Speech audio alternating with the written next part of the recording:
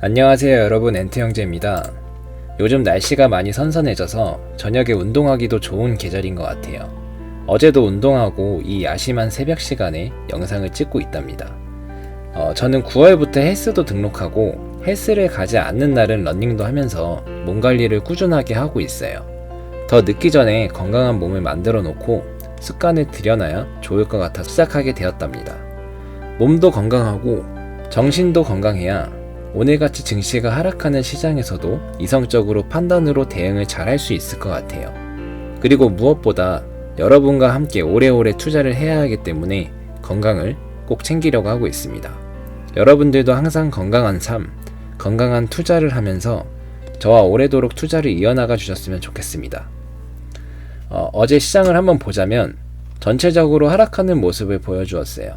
9일이 동시 옵션 만기일이기도 했고 미국 시장의 영향을 받아 하락했었죠. 하지만 10일 오전 약 1시 기준으로 S&P 500 지수와 나스닥 종합지수가 상승해주고 있는 모습이에요. 오늘 아침에 상승을 마감하며 장이 끝난다면 우리나라 증시도 어느 정도 방어해주지 않을까 이렇게 기대를 해보고 있습니다.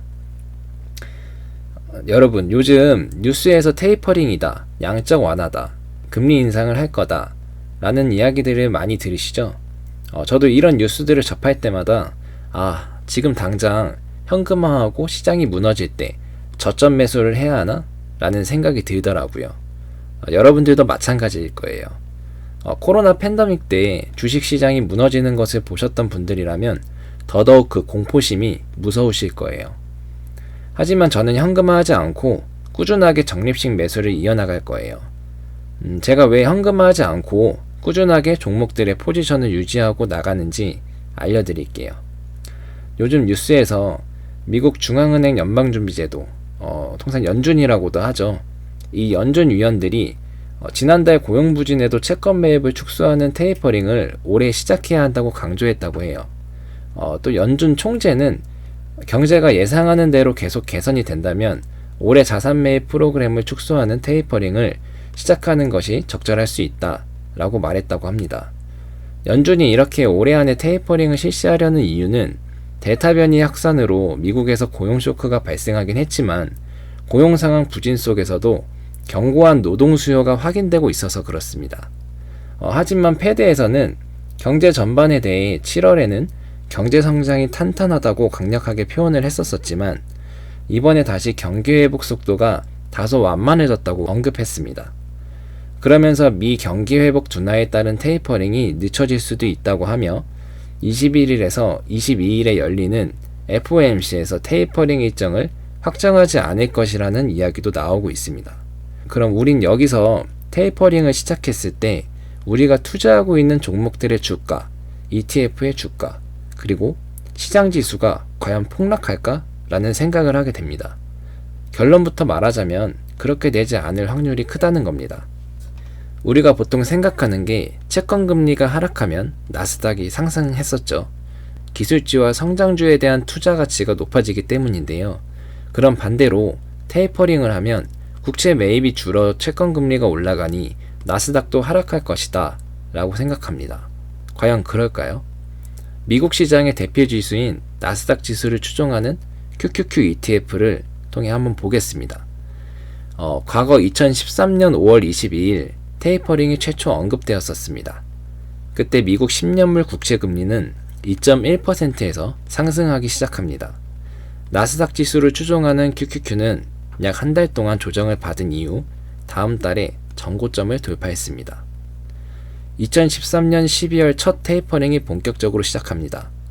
미국 10년물 국채 금리는 3%에서 하락하기 시작했습니다. 반면 QQQ는 약 한 달 정도 조정을 받은 이후 다음 달에 전고점을 또 돌파하게 됩니다.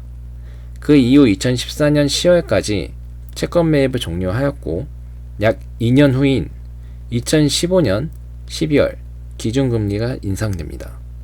미국 10년물 국채금리는 약 2.4%에서 계속해서 하락하고 이때 드디어 QQQ가 약 2개월 동안이라는 기간 동안 조정을 받은 이후에 4개월 이후 전고점을 바로 돌파하게 됩니다. 여러분은 테이퍼링이 언급되었던 시기, 테이퍼링이 시작되었던 시기, 그리고 기준금리를 인상했던 시기에 각각 어떤 방법으로 투자를 하실 건가요? 제가 여러분들에게 드리고 싶은 말은 이겁니다.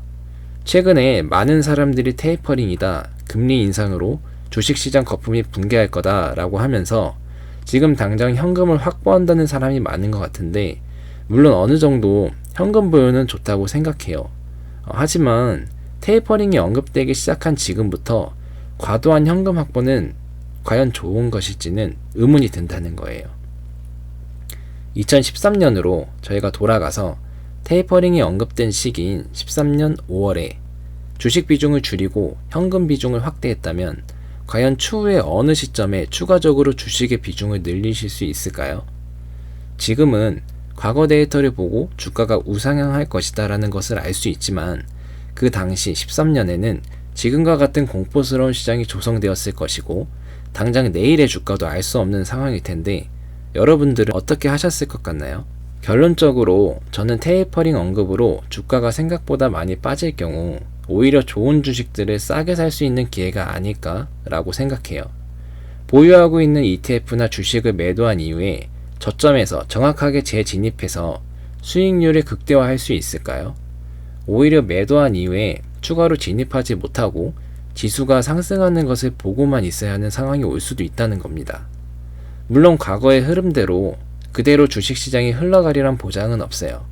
하지만 테이퍼링이고 금리 인상이고 뭐고 그냥 주가는 결국에 기업 가치를 따라간다고 봐요. 제가 100% 정답이고 주가가 단기적으로 빠지지 않고 전고점을 계속 돌파할 것이다 라는 말은 틀릴 수도 있어요. 하지만 과거를 통해 지금 현재 시장 상황을 빗대어 본다면 테이퍼링에 너무 흔들리는 것은 과연 옳은 것인가 싶습니다. 나스닥 시장에 빗대어 제가 말씀드렸지만 S&P 500 지수, 다우지수 등 미국 주식시장은 역사적으로 봐도 꾸준하게 우상향해오고 있어요. 제가 연금저축펀드에 미국 지수 추종 ETF들을 투자하고 있는 이유이기도 합니다. 여러분들과 제가 투자하고 있는 이 좋은 ETF들도 마찬가지입니다. 시장에 어떤 악재들이 쏟아지건 주변 사람들이 유혹하건 결국 최후에 웃는 사람은 이 비바람을 다 견뎌내고 끝까지 버틴 자만이 웃을 수 있을 겁니다. 여러분들도 엉덩이 무거운 투자, 좋은 주식과 ETF들을 매수했다면 끝까지 시장에 남아서 큰 부를 누리셨으면 좋겠어요. 오늘 영상은 여기까지고요. 영상이 유익하셨다면 구독과 좋아요 그리고 댓글도 부탁드리겠습니다. 여러분들 댓글이 저에게 굉장히 큰 힘이 되고 있습니다. 그럼 다음에 더 좋은 영상으로 찾아뵙도록 하겠습니다. 감사합니다.